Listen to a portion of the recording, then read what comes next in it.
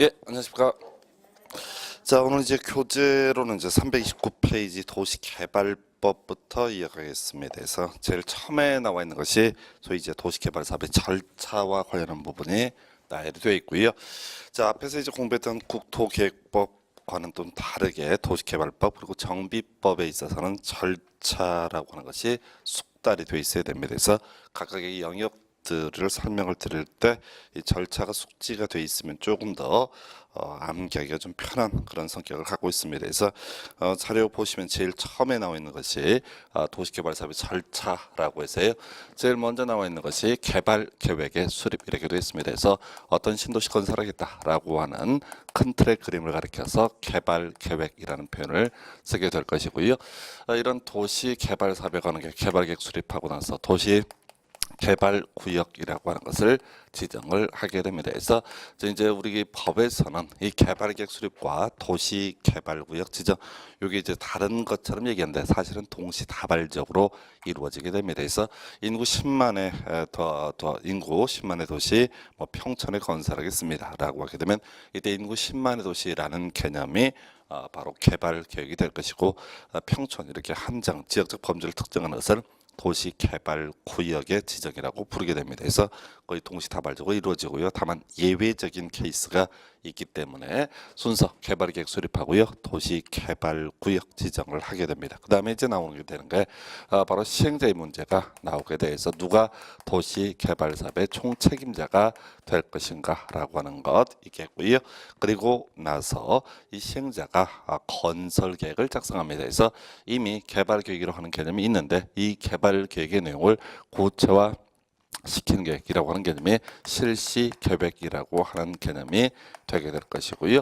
요거 이제 확정 짓는 것을 실시 계획의 인가라고 이렇게 부르게 됩니다. 그래서 자, 이렇게 실시 계획 확정을 짓는다라는 개념이 인가가 될 것이고 외부에 공표하는 것을 고시라고 부르게 돼요. 그래서 계획을 두 번째 하죠. 한 번은 개발 계획 그리고 한 번은 실시 계획이라는 용어를 쓰게 됩니다. 그래서 이 두 개의 차이, 구체성 여하로 판단을 해야 되고요. 이 개발 계획은 상대적으로 좀 포괄적으로 어떤 신도시를 건설하겠다라는 의미를 가지고 있고 실시 계획이라고 하는 것은 구체적으로 신도시 건설 계획이다 이렇게 볼 수 있어요. 그래서 우리 이제 국토계획부 공부하실 때 지구 단위 계획이라고 하는 것이 있었죠. 그래서 이 지구 단위 계획이라는 게 나중에 실시 계획에 들어가게 됩니다. 그래서 건폐율이라든가 용적률, 용도 제한, 높이 제한, 뭐 주차장 설치 기준 등을 완화 적용할 수 있던 것이 바로 지구 단위 계획이 되겠고요. 그래서 이 실시 계획 인가가 떨어지게 되면 이때부터 이제 공급의 문제 등이 발생이 되게 됩니다. 그래서 일단 뭐 얘기 되게 길게 되어 있는데 크게 보면 개발 계획 수립하고 구역 지정하고요. 그다음에 실시 계획 인가 이게 이제 크게 두 번째 단계가 되겠고 그리고 나서 소위 이제 도시 개발 사업의 시행 방식으로서 수용 방식과 환지 방식 이런 개념이 있어요. 그래서 이 수용 방식이라고 하는 것은 도시 개발 사업 시행자가 이 토지 소유자 등한테 땅을 팔라고 했을 때 못 팔겠다라고 합니다. 예, 그랬을 때 강제로 땅을 뺏어내는 과정을 수용이라고 부르게 될 것이고요.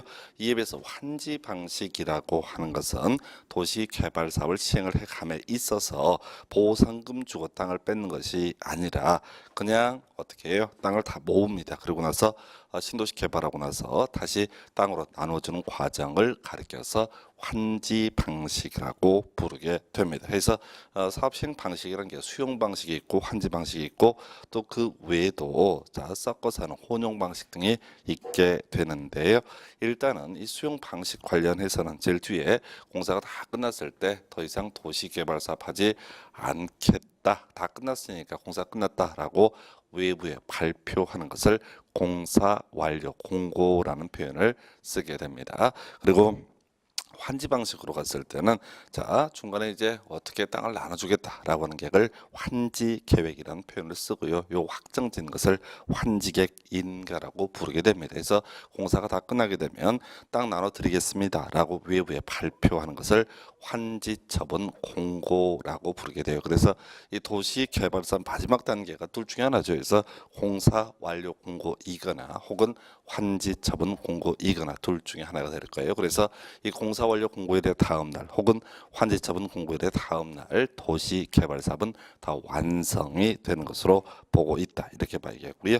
이제 구체적으로 이제 이 지금 뭐 329페이지에 나와 있는 쟁점들이 상당히 많은데 그 중에서 보통 이제 다 묶어서 사례 한 문제 구성이 될 정도로 이 도시개발법 나중에 정법도 마찬가지인데 정말 양이 방대하거든요. 그래서 포인트 위주로 딱 끊어서 외우셔야 됩니다. 그래서 먼저 도시개발구역 지정권자라고 하는 거 나와 있어요. 그래서 이 얘기를 하려면 사실은 이제 국토계획법 얘기를 한번 다시 기억을 떠올리셔야 돼요. 우리 국토계획법 이런 얘기 썼습니다. 그래서 토지 소유자에게 건폐율과 용적률, 용도 제한, 높이 제한 등을 다루기 위해서 만들어졌던 계획이 바로 도시군 관리계획이라고 불렀었고요. 이 도시군 관리 계획이라고 하는 게 여러 개가 있다라고 봤었습니다. 그래서 이 도시군 관리 계획 가장 대표적인 케이스 용도 지역이라고 해서 전국토 21개 중에 하나의 등급을 매겨서 건폐율과 용적률, 용도 제한, 높이 제한을 규제했던 개념이고요. 모든 토지 이용 규제 출발점이 용도 지역부터 시작이 되게 됩니다. 그래서 이런 게 있겠고 이런 용도 지역에 따른 규제 변화를 주기 위해서 용도 지구라고 하는 것도 지정을 할 수가 있습니다. 그래서 용도 지구도 관리 계획의 일종이다 보니까 건폐율, 용적률, 용도 제한, 높이 제한을 하자는 것이고요. 세 번째가 용도 구역이라고 하는 것도 있습니다. 그래서 이 용도 구역이라고 하는 거 종류가 5개가 있었죠. 개발 제한 구역, 시가화 조정 구역, 수산자원 보호구역, 도시 자연 공원 구역, 입지 규제 최소 구역까지 5개가 있고 이건 좀 따로 놀았었고요. 네 번째 관리 계획이 기반 시설의 설치, 정비, 개량에 관한 계획 이런 게 있었고 다섯 번째가요. 지구 단위 계획 이렇게 봤었습니다. 그래서 주로 우리 국토계획법 자체에서만 다루는 관리 계획은 용도 지역부터 지구 단위 계획까지인데 이 외에도 도시 개발 사업에 관한 계획이라고 하는 거, 그 다음에 정비 사업에 관한 계획, 이것도 바로 관리 계획의 일종으로 봤습니다. 그리고 이제 전체를 묶어서 봐야 되는데 이 관리 계획이라고 하는 것은 기본적으로 시도지사, 대도시시장이 결정을 하고요. 예외적으로 국토교통부 장관이 결정을 하게 됩니다. 그래서 그런 논리체계에 따르게 되면 용도 지역의 결정은 따로 얘기 안 하면 원칙적으로 시도지사, 대도시장, 예외 국토교통부 장관 이런 논리 구조거든요. 해서 지금 도시 개발 사업에 관한 계획도 넓은 범주에서 관리 계획의 일종이다 보니까 원칙적으로 시도지사, 대도시장 그리고 예외 국토교통부 장관 이런 그림을 가야 되고 사실 이제 이 그림 자체와도 관련해서 우리가 용도 지역이라는 거 항상 존재하는 것이고요. 용도 지역하고 용도 지구가 충돌하면 해석상 용도 지구를 우선 적용을 해야 되고 용도 지역과 지구 단위 계획이 충돌을 하게 되면 지구 단위 계획을 우선 적용한다 이런 것도 있었고 또 지난 시간 공부하실 때 용도 지역 같은 경우 이런 게 있었죠. 용도 지역을 지정하거나 변경 세분을 하고자 할 때 도시군 관리계획 이반 결정 과정을 거쳐야 된다라는 전제하에서 예외적인 경우로서 택지 개발 지구 이런 경우에는 그냥 이반 결정 과정을 다 생략하고 도시 지역으로 결정 고시된 것으로 본다. 뭐 이런 것들이 이제 존재를 했었죠. 그래서 지금 이제 이런 내용들을 특히 도시개발법 앞쪽에서는 그대로 차용을 했습니다. 그래서 먼저 나오는 주제가 도시개발구역 지정권자 원칙에서요. 시도지사, 대도시시장 어쩌고 저쩌고 도시개발구역을 지정할 수 있다. 절대 시험에 안 나와 이런 지문은 왜 원칙에 관한 지문이기 때문에 출제를 할 수 없습니다. 그럼 이제 시험 지문에 나오는 건 바로 국토교통부 장관이 도시개발구역을 지정하는 케이스가 있어요. 그래서 이제 원래 법조문은 5개가 나열이 되어 있는데 지금까지 한 15년 동안 계속해서 끊임없이 문제 구성을 하고 있는 것은 이 2개입니다. 그래서 관계 중앙행정기관회장이 요청하는 경우 요거 하나고 그다음에 공공기관 정부 출연기관회장이 30만 제곱미터 이상으로 지정 제안을 한 경우 이렇게 되어 있거든요. 그래서 이 2개만 줄줄줄 외우시게 되면 지금까지 문제 또 앞으로의 문제들도 충분히 다 소화를 하실 것으로 생각이 됩니다. 그래서 일단 좀 분석을 들어가면요. 관계 중앙행정기관의 장애 요청 요거 이제 장관급을 얘기하죠. 그래서 국토부 장관한테 요청할 수 있는 것은 누가 바로 관계 중앙행정기관장 장관급이 요청을 할 수가 있다 이렇게 가는 거고요. 지난번 시험에서 이런 건 있었죠. 관계시장 군수가 요청하는 경우라고 해서 틀리게 구성했던 바가 있습니다. 그래서 이 관계시장 군수가 요청한다라는 건 논리적으로 말이 되지 않습니다. 시장 군수 위에 도지사가 있는데 도지사 배제하고 바로 국토부장관에서 요청한다 이런 것들은 논리적으로 말이 안 되고요. 실제 이제 이 지문을 옳게 구성할 때는 관계 중앙행정기관장의 요청 요 표현 대신에 국토교통과 국방부 장관의 요청, 문화체육관광부 장관의 요청 이런 식으로 예시 지문으로 구성을 하고요. 두 번째 이게 이제 최근에 답을 뽑았던 주제인데. 공공기관 정부 출연기관장이 30만 이상 지정 제한 이렇게 되어 있단 말이에요. 그래서 일단은 이 얘기의 논의의 포인트는 바로 도시개발사업의 시행자의 경우의 수에 관한 부분이 쟁점이 되게 됩니다. 잠시 거기 두시고요. 여러분 자료 332페이지를 잠시 갖다 오겠습니다. 그래서 332페이지 가게 되면요. 도시개발사업의 시행자라고 하는 것이 나열이 되어 있습니다. 그래서 경우의 수를 이제 보게 되면은 크게 수용 방식부터 먼저 분석을 하게 되면 공공시행자와 민간시행자라고 하는 것이 있어요. 그래서 이 공공시행자의 영역에는 국가와 지자체가 가장 대표적인 행정청이 될 것이고요. 그리고 대통령령이 정하는 공공기관, 정부 출연기관, 그리고 지방공사라고 하는 것이 있습니다. 그리고 민간시행자로서 토지 소유자 등이 존재하고요. 특히 이 부분은 나중에 수용 방식에 따른 도시개발사업 시행에 있어서 구체적인 예시 지문을 구성할 때 지자체는 지방공사의 경우 주로 이제 공공시행자 믿을 수 있는 자라는 의미를 가지고 있고요.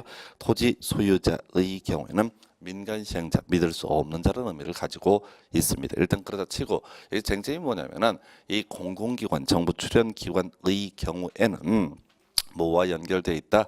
국가와 연결이 되어 있습니다. 그리고 자 지금 지방공사라고 하는 존재는 누구와 바로 지자체와 연계가 되어 있다. 이게 체계를 묻는 거예요. 그래서 최근 이제 보도 등에 따르게 되면 정부가 좀 전국이 시끄러우면서 지금 우리나라의 공공기관 상당 기관장들이 다 공석입니다. 지금 몇 달째씩 비어 있는 데를 되게 많습니다. 그래서 뭐 이런저런 이유도 있지만은 뭐 다른 게 아니라 원래 이 공공기관 정부 출연기관의장은 각 부서의 장관이 임명을 하는 게 일반적인 구조예요. 근데 이 정부 들어서는 그걸 다 청와대 쪽에서 직접 다 임명을 하겠다라고 이렇게 나서고 있는 중이고 또 자기들이 이제 검증한다고 하면서 시간 끌다 보니까 제일 복 많은 분들이 그런 분들이 있죠. 임기 끊었는데 계속 연봉 1억 이상 받으면서 탱자탱자 놀면서 그 자리 지키고 있는 분들입니다. 그래서 논의 포인트는 뭐냐면 공공기관, 정부 출연기관은 누구 장관 밑에 있다. 그리고 이에 대응해서 지방공사라고 하는 사람은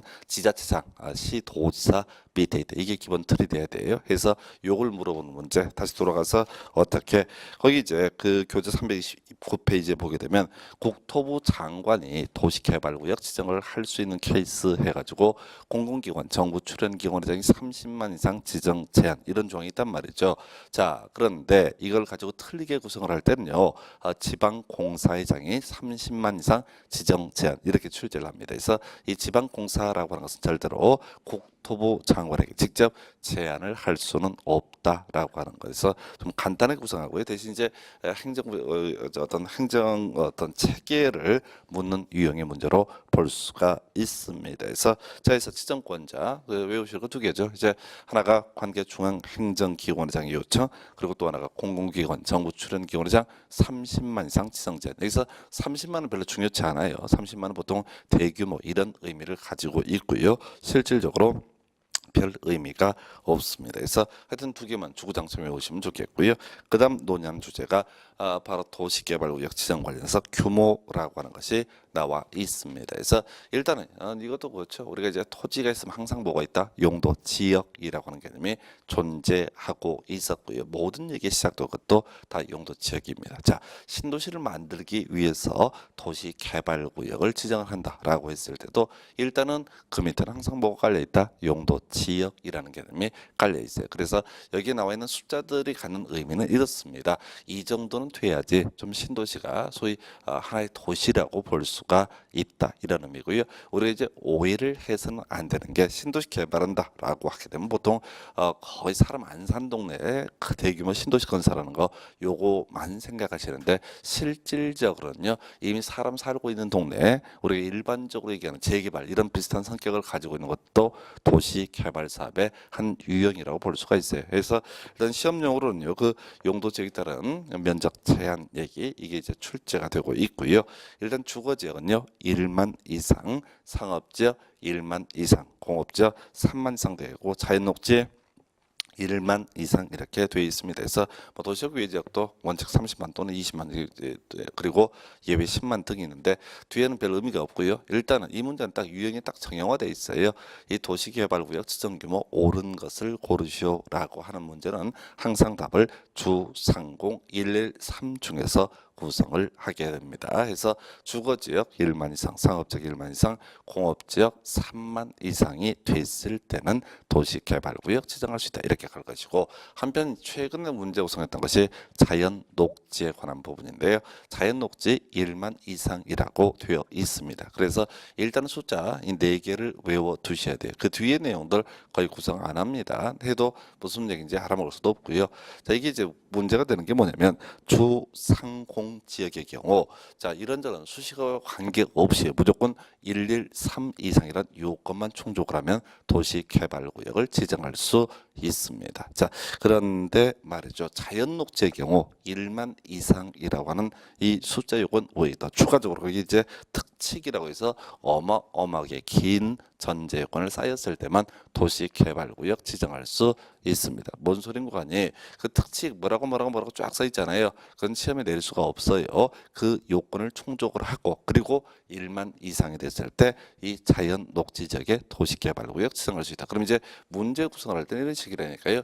자, 옳은 것을 고르셔야 할 때는 주상공 113 요거 가지고 무조건 답을 구성합니다. 해서 자 도시개발구역 지정 옳은 걸 고르시면 주상공 113 중에서 숫자 맞는 걸 물어보는 게 출제 포인트가 될 것이고 자 한편 이 자연녹지는 보통 문제 구성할 때 숫자를 틀리게 구성합니다. 그래서 최근에 나왔던 답이 뭐였냐면 자연녹지 지역은 3만 제곱미터 이상일 때만 도시개발구역을 지정할 수 있다. 이런 식으로 틀리게 구성하죠. 그래서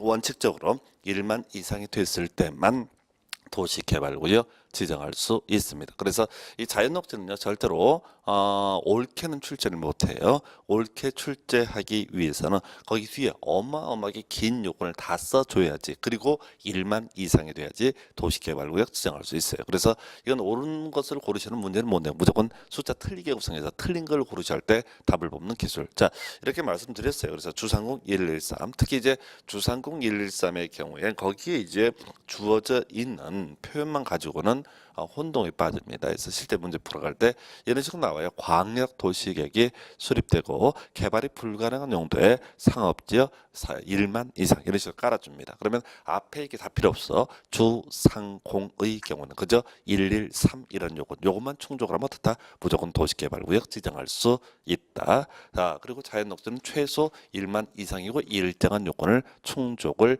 해야 된다. 이렇게만 가시는 거야. 해서 자 주상공 앞에 온갖 수식어 그냥 주거적 1만 이상 이렇게 쉽게 주지 않습니다. 수식어를 깔아줘요.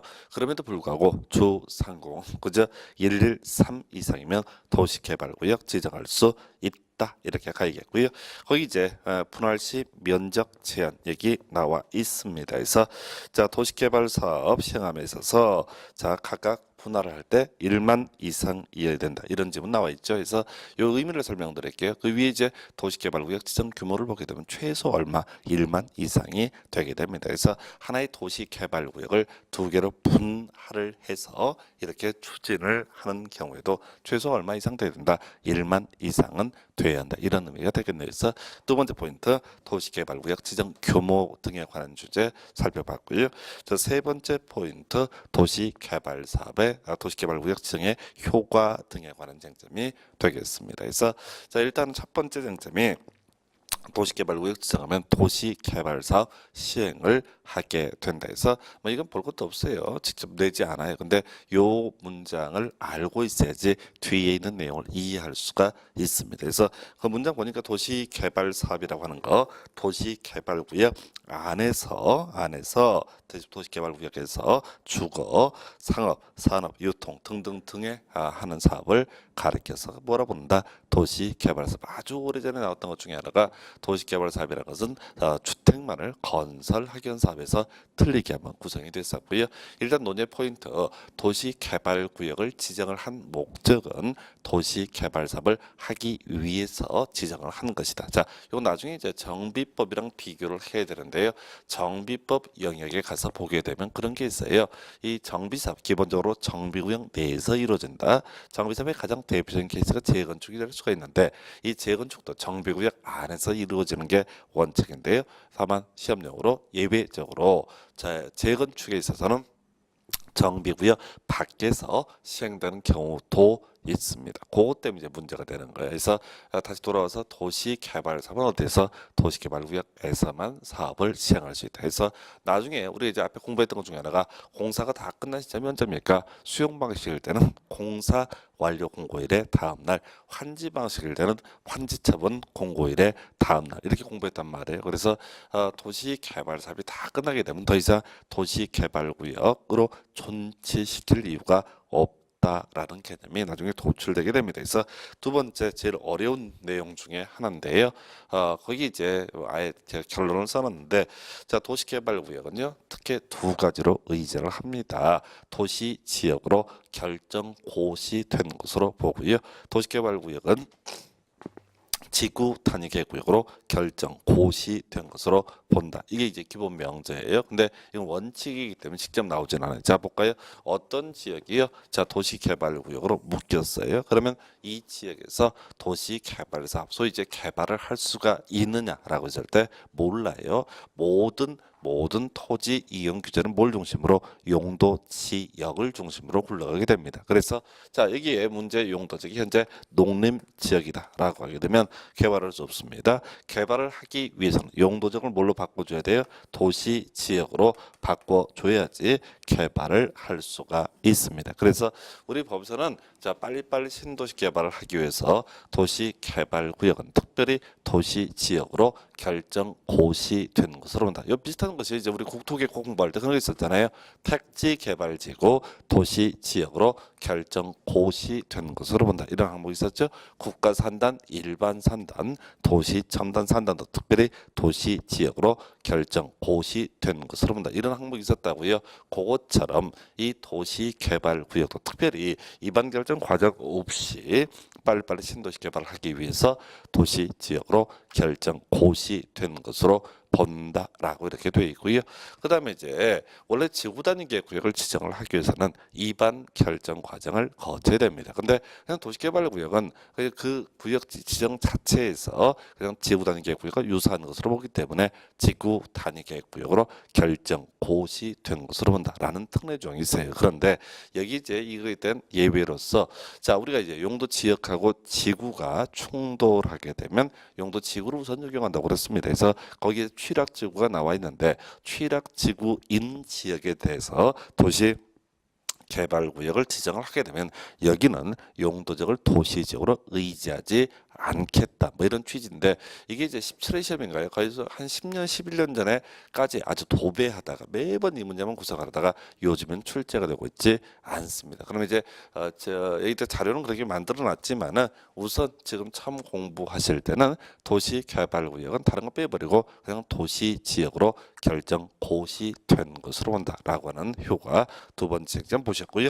자, 세 번째 기는 자 개발 행위 허가 등에 관한 주제가 되겠습니다. 자, 이 얘기를 하기에 앞서서 자, 우리가 국토계획법 얘기를 다시 기억을 올리셔야 됩니다. 국토계획법에 가서 보게 되면요. 개발 행위가 뭐냐라고 했을 때 건축물의 건축, 공작물의 설치, 토지 형질 변경, 토속 채취, 토지 분할, 물건을 쌓는 행위 이렇게 6개 행위를 개발 행위로 분류를 했었고요. 우리 수험생 입장에서 이제 공부를 해갈 때는 허가와 허용과 통지를 비교하는 게 국토기획법 영역에서 중요한 포인트였었죠. 그래서 국토기획법 얘기합니다. 우리가 허용사항이 뭐가 있었어? 도시군 계획사업이라고 하는 거 허가를 요하지 않는다. 재보고 재난 수습을 위한 응급조치도 허가를 요하지 않는다. 경작을 위한 토지 형질 변경도 허가를 요하지 않는다. 그 외에 토지 형질 변경을 목적으로 한 토속 설치 허가를 요하지 않는다. 이런 것들이 소위 허용상이었었고, 허가상에서 우리가 요즘에 출제가 되고 있는 게 연장하거나 확대를 할 때는 어떻게 해라? 허가를 받아야 된다. 그 외에 단축이나 촉수에서는 통지한다. 이런 식으로 국토기획법 개발 행위가 채택해서 허가와 허용과 통지를 비교해서 설명을 드렸었고요. 자, 지금 도시개발법에 오게 되면은 이 6개 건축물, 건축, 공작물 설치, 토지 형질 변경, 토속 채취, 토지 분할, 물건을 쌓는 행위 외에도 추가적으로 금지가 되는 게 있습니다. 바로 종목의 벌채와 식재라고 하는 것이 금지가 되게 됩니다. 그래서 자, 나무 심는 것도 도시개발구역에서는 원칙적으로 허가를 받아야 된다. 이게 이제 한 틀이에요. 자, 이런 조항이 왜 들어온 거냐라고 했을 때 우리 신도시 개발을 하게 되면요, 사람들이 보상 노리고 나무 이빨 심습니다. 그래서 그 나무 심어 가지고 보상을 노리거든요. 그래서 나온 얘기가 아예 도시 개발구역 지정되게 되면 나무를 심고 싶으면 굳이 하려면 어떻게 해라? 허가를 받아라라고 이렇게 규정을 하고 있어요. 뭐 이게 이제 일반적인 얘기이고, 이렇게 7개 개발 행위에 대해서 우리 도시개발법, 나중에 정비법도 똑같은 구조가 되는데, 자, 허가사항과 허용사항 2개로 분류해서 이제 외우셔야 됩니다. 그래서 이건 다 분석을 해놓은 결과예요. 해서 외울 거, 건축물의 건축은 무조건 허가사항으로 되어 있어요. 그 다음에 자, 토지 분할도 무조건 허가사항입니다. 허용사항 존재하지 않습니다. 그리고 제일 나중에 어려운 게 경작지에서 관상용 종목의 임시 식재라고 하는 것도 허가를 받아야 되고요. 그 다음에 허가 받은 상의 변경이라고 하는 거, 이게 이렇게 4가지가 지금까지 주로 시험 문제에 구성이 됐던 허가 사항으로 볼 수가 있겠고, 허용상에서는 주로 이제 재보고 재난 수습이라든가 경작을 위한 토지 형질 변경 등의 주요 대표 값으로 볼 수가 있겠습니다. 뭐 그렇다 치고 이제 분석을 해볼까요? 허가상, 자, 건축물의 건축 외웠어요. 근데 실제 문제 구성을 할 때는 건축물의 건축을 주는 게 아니라 가설 건축물의 건축 이렇게 흔들어줘요. 가설 건축물의 건축 허가입니까 허용입니까 했을 때 당연히 허가상으로 가셔야 됩니다. 아주 단순하게 공부하고 단순하게 접근하는 게 공부 방법이에요. 그래서 가설 건축물, 그가 이거 뭐 얼마 안 되는데 무슨 허가냐라고 생각하시면 큰일 납니다. 바로 보상 등을 노리고 도시개발구역 또는 도시개발구역으로 지정할 예정인 지역에다가 가금을 이빠이 짓습니다. 그래서 보상해 달라고, 원래부터 건물이 있었다고 두루 눕거든요. 그래서 그거 막기 위해서 건축물의 건축은 그것이 가설 건축물이든 빨간 건축물이든 파란 건축물이든 가리지 않고 어떻게 해라? 허가를 받아야 된다. 이렇게 가는 거예요. 또 하나가 토지 분할이라고 하는 거. 자, 토지 분할을 무조건 허가상으로 규정을 해놓은 이유가 뭐냐라고 했을 때 이건 이렇게 접근하셔야 돼요. 자, 우리가 토지를 분할한다라고 하는 얘기는 토지 소유자가 늘어난다라는 의미를 가지고 있습니다. 소위 지분 쪼개기를 하는 거죠. 그래서 이 지분 쪼개기 막기 위해서 토지 분할은 무조건 어떻게 해라? 허가를 받아야 된다라고 할 것이고, 세 번째가 좀 어렵죠. 자, 일단은 우리가 도시개발구역에서 나무 심는 거 기본적으로 허가를 받도록 규정을 하고 있습니다. 자, 근데 이제 이게 기승전결의 기가 될 거예요. 두 번째, 그럼 나무 심으면 무조건 허가냐라고 했을 때 꼭 그런 건 아니죠. 자, 예를 들어서 겨울에 내년 봄에 동백을 보고 싶어. 그래서 마당에다가 동백나무 한 그루 심는 거, 요거를 굳이 허가를 받도록 할 이유는 없습니다. 그럼 당연히 그건 뭐가 돼? 허용사항으로 해석을 해야 되죠. 그걸 이름하여 관상용 종목의 임시 식재 식재라는 표현을 쓰게 돼요. 자, 그래서 관상용 자 원래 종목의 벌초 식재는 허가를 받아라. 근데 관상용 종목의 임시 식재 등은 허가를 요하지 않는다. 이거 보상 노린 사람이 아니기 때문에. 그런데 사람들이 머리를 쓰죠. 경작지 논밭에 2만 평, 3만 평에다가 이 관상소를 이빠이 심습니다. 그리고 얘기합니다. 바로 관상용 종목을 임시 식재한 것이다. 그래서 허용이다. 나중에 보상해 달라고 들어놓는다고요. 그래서 나온 얘기가 아니 시골에 나무 많잖아. 근데 경작지에다 왜 관상용 종목을 많이 심어? 요건 보상을 노린 작태다라고 봐서 결론적으로 경작지에서 관상용 종목의 임시 식재라고 하는 것은 어떻게 해라? 허가를 미리 받아야만 가능하다라고 이렇게 해석을 하게 되는 거예요. 그래서 결국 이제 기승전 이렇게 가게 되는데 수험생 입장에서는 결론을 외우셔야 돼. 경작지에서 관상용 종목의 임시 식재는 그냥 뭐다? 허가. 그냥 기계적으로 외워버리는 게 낫지. 예, 단계를 밟아서 뭐 이해를 하고 자시고 이를 성질을 것은 아닐 거예요. 그 외에 패턴 문제죠. 허가 사항을 변경할 때는 허가를 받아야 된다. 요 정도까지 해서 이 정도가 허가사항이고요. 그다음에 허용사항으로서 재해 복구 재난 수습이라든가 경작 이런 것들은 허가를 요하지 않습니다. 이거는 허가사항을 정확히 외우는 게 중요한 포인트. 그리고 지금 이 도시개발구역 지정의 효과 중에 세 번째 항목이 지금 허가상, 허용상 비교하는 건데요. 요 내용은 나중에 어디 가서 정비법에 가게 되면 똑같은 내용을 공부를 하게 됩니다. 그래서 잠시 가서 한번 비교를 해볼게요. 우리 교재 이제 345페이지인가요? 345페이지 가서 자 정비구역 지정의 효과라고 하는 것이 있어요. 그래서 거기서도 이제 정비구역에서도 도시개발법이랑 법조문이 똑같습니다. 건축물의 건축, 공작물 설치, 토지 영절 변경, 토속 채취, 토지 분할, 물건을 쌓아 놓는 행위 외에도 종목의 벌초와 식재가 금지가 되고요. 그리고 나서 분석을 하게 되니까 허가상에 건축물의 건축, 토지 분할, 경작지에서 관상용 종목의 임시 식재, 그리고 허가 받은 상의 변경 이렇게 네 가지가 허가상으로 되어 있고 허용상으로서 재복, 재난수습, 경작 뭐 이런 것들이 대표 값으로 볼 수가 있습니다. 그래서 지금 여기서 이제 결국 문제 구성할 때는 또 도시개발법을 냈다가 정비법을 냈다가 이런 식으로 출제가 되는데 일반 수험생 입장에서는 그 문제가 도시개발법 문제인지 정비법 문제인지 거의 구분 못합니다. 정신 없어요. 그래서 일단은 시험에 나오는 패턴 자 지금 바로 허가, 허용상 두 개를 비교하는 것이 있고요. 다시 돌아와서 교재 329페이지 결론은 뭐냐면 정비법하고 도시개발법 공통적인 요소로 평가할 수 있습니다. 그 정도가 되겠고요. 그 다음에 나오게 되는 게 329페이지 돌아와서 이 도시개발구역 지정 관련해서 해제, 의제라고 하는 것이 있습니다. 해제가 되는 것으로 본다 이런 얘기죠. 해서 이 도시개발구역 해제, 의제라고 하는 이 개념 별거 아니고요. 이런 식이죠. 앞에서 공부했던 걸 떠올려야 돼. 우리가 이제 수용 방식으로 도시개발 사업을 시행을 해 감에 있어서 언제 끝난다고 본다고 그랬어요? 공사 완료 공고일에 다음 날 끝난다고 본다고 그랬다고요. 또 하나가 환지 방식일 때는 환지 처분 공고일에 다음 날 도시개발 사업 끝나는 것으로 보기로 약속을 했습니다. 예.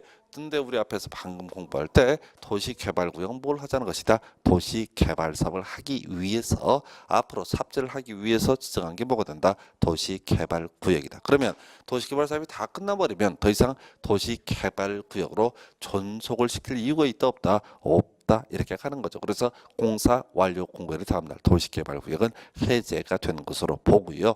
그 다음에 환지처분 공고일의 다음날 도시개발구역은 해제가 된 것으로 본다. 이렇게 볼 수가 있어요. 그래서 사실은 이 외에도요 해제 의제 사유가 3개가 더 있어요. 그런데 이 나머지 3개 관해서는 시험에 안 나와요. 이유는 다른 게 아니라 법조문 길이가 이런 식으로 표현을 하게 되면 한 5줄 돼요. 엄청 엄청 길어요. 해서 유사일로 한 번인가 출제가 됐어요. 14회 때인가? 14회 때면 15년 전에 출제되고 한 번도 안 나온 거예요. 그럼 버리시는 거야. 특히나 요즘에 출제 경향 중에 하나가 뭐냐면은 전체를 묶어서 내버려요. 옛날엔 그런 식입니다. 도시개발구역 해제, 의제에 관한 설명이다. 옳은 건 틀린 건 이런 식의 출제를 해 오다가 요 근래는 이 미친놈들이 그냥 처음부터 끝까지 국토부 장관이 구역 지정하는 케이스부터 해서 쭉 한 문제에 지분 순서가 뭐 대중 없이 툭툭툭 쳐버린단 말이죠. 그러니까 실제 수험생 입장에서는 이 공부하기 참 어려운 느낌을 받게 됩니다. 어마어마한 내용을 다 외워야 되는가라고 했을 때 그럼 외워지지도 않고요. 외워봤자 어차피 다 돌아서면 잊어버립니다. 그래서 결국은 딱딱 포인트 몇 개 찍어가지고 아는 걸 골라내는 거. 요게 이제 공부 방법이 돼야 돼요. 특히나 요즘에 특히 공법이사 출제 경향이 이루어가는 것이 그렇게 변화가 되기 때문에 약간 낚시질하는 그런 느낌이에요. 뭐냐면 주연 포인트를 딱 잡고 있는 다음에 그게 걸리면 좋고 아니면 말고 이렇게 가시는 거야. 전에는 특정한 영역에 대해서 한 문제 안에 다 그 내용을 담기 때문에 읽다 보면 대충 감이 또 잡히는 경우도 있었어요. 특히 이제 지금도 그렇죠. 민법 같은 경우는 뭐죠? 의사표시하면 의사표시에 관한 지문 쭉 뜬단 말이에요. 그러면 읽어가면서 기억을 되살릴 수가 있어요. 근데 공법은 특히 공법에 있어서는 전혀 그런 방법이 통하지 않아요. 왜? 1번, 2번, 3번, 4번, 5번이 아주 다 별개의 지문이에요. 위치가 다 틀려.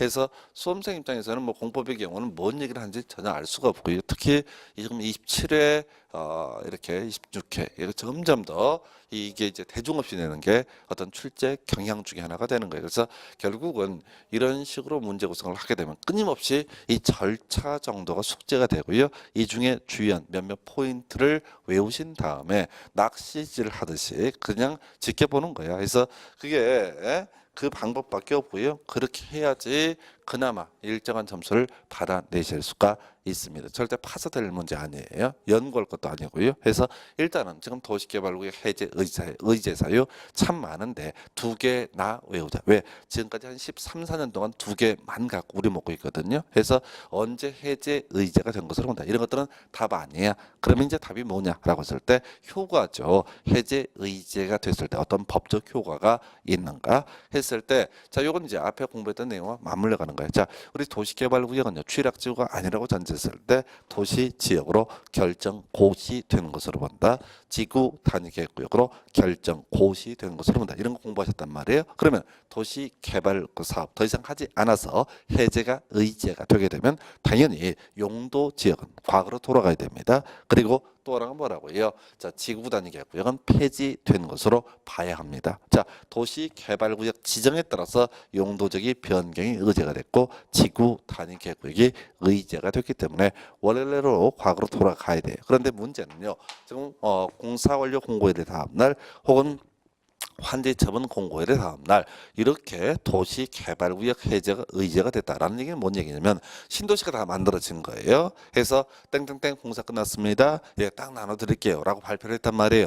그러면 용도적을 과거로 돌릴 이유가 있느냐 했을 때 없다는 얘기죠. 신도시 만들어졌는데 과거 용도적이 농림지역이라고 해서 농림지역으로 돌리지는 않을 겁니다. 실익이 없다는 거죠. 그래서 나온 얘기 결론은 기억해야 돼요. 도시개발사업 공사 완료 공고에 따라서 자 지정의 해제 의제가 되는 경우 용도지요. 자, 환원된 것으로 보지 않는다. 자, 지구 단위 계획구역 폐지된 것으로 보지 않는다. 이렇게 돼 있어요. 다만 이 지구 단위 계획구역은 쟁점이 안 돼요. 말이 안 되니까 지구 단위 계획구역은 존속시킬 이유가 없기 때문에 폐지된 것으로 봐도 돼요. 그런데 법조문이 애매하게 돼 있고 시험에 나오는 쟁점 딱 한 가지야. 용도지역 환원된다 안 된다. 용도지역은 환원되지 않는다. 요 하나만 쟁점을 삼고 있습니다. 그러면 자, 도시개발구역 지정의 어떤 효과 등에 관한 쟁점을 정리하게 되면요.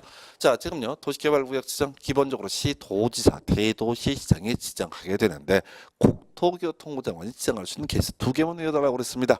관계 중앙행정기관장이 요청하는 경우 또 하나가 공공기관 정부 출연기관장 30만 이상 지정 제한하는 경우 여기서는 아예 답을 외우고 들어가야 돼. 자, 공공기관 정부 출연기관이 시험에 안 나와요. 이유는 너무 길어서 그래요. 원래 이 본명이 대통령령으로 정하는 공공기관, 대통령령으로 정하는 정부 출연기관 이렇게 표현을 해요. 그래서 잘 안 내고 주로 틀리게 구성할 때 지방공사 공사의 장이 30만 이상 지정 제한 이렇게 장난을 치고, 두 번째 도시개발구역 지정 규모 관련해서 주상공 113에 자연녹지 1만 이상. 여기서 주상공의 경우에는 이거저거 따지지 않고 무조건 113이라는 요건만 갖추게 되면 이때 무조건 도시개발구역 지정할 수 있다. 그러나 자연녹지에 있어서는 1만 이상이라는 요건을 충족한 것 외에 뭔지 모르지만 어마어마한 요건을 충족을 해야 된다. 그래서 문제 구성을 할 때는 옳은 걸 고르셔 할 때는 주상공 중에서 뽑아주고, 틀린 걸 고르시오라고 할 때는 보통 자연녹지 3만 이런 식으로 해서 숫자를 틀리게 구성을 하게 된다. 자, 그리고 아직 답은 안 됐는데 이 도시개발구역 분할을 할 수가 있거든요. 쪼개서 시행할 수 있는데 최소 각각 얼마? 1만 이상이 돼야지 그런 분할 가능하다라고 봤었고요. 자, 세 번째, 도시개발구역 지정의 효과라고 해서 첫 번째 포인트가 도시개발사업 시행. 여기서 파생되는 문제가 바로 뒤로 가야 돼. 도시개발구역은 도시개발사업을 하기 위해서 지정하는 것. 그래서 공사 완료 공고나 환지 처분 공고가 있게 되면 그 다음 날 더 이상 도시개발사업을 할 것이 아니기 때문에 해제가 되는 것으로 본다라는 쟁점까지 같이 묶어서 봐야겠고요. 두 번째, 도시개발구역, 도시적 지구단위 계획구역으로 결정 고시된 것으로 본다. 다만 취락적이었을 때는 그러하지 아니하다. 그리고 이것도 마찬가지야. 아까 우리 해제 의제가 된 경우 용도적, 그럼 과거로 돌아갈 정상인데 문제는 뭐라고요? 이렇게 공사완료 공고, 환지처분 공고에 따른 경우에는 용도 지역이 환원되지 않는다라는 주제와 연계되고요. 세 번째, 허가사항과 허용사항을 구분하는 거. 허가사항, 건축물, 건축, 토지분할, 경작제서, 관상용 종목의 임시식재, 그리고 허가 받은 사항의 변경 이런 것이 있겠고요. 허용사항의 재복구, 재난수습과 경작 등이 존재하게 됩니다. 그래서 요 정도 재수 없으면 한참 다 외워놨는데 한 문제도 안 나올 수도 있을 만큼 양 자체가 방대하게 됩니다. 자, 이렇게 해서 도시개발구역 지정에 관한 주제 봤고요. 그 다음 페이지 개발계획 수립 변경, 좀 양이 많아요. 잠시 후에 바로 이어서 가도록 하겠습니다.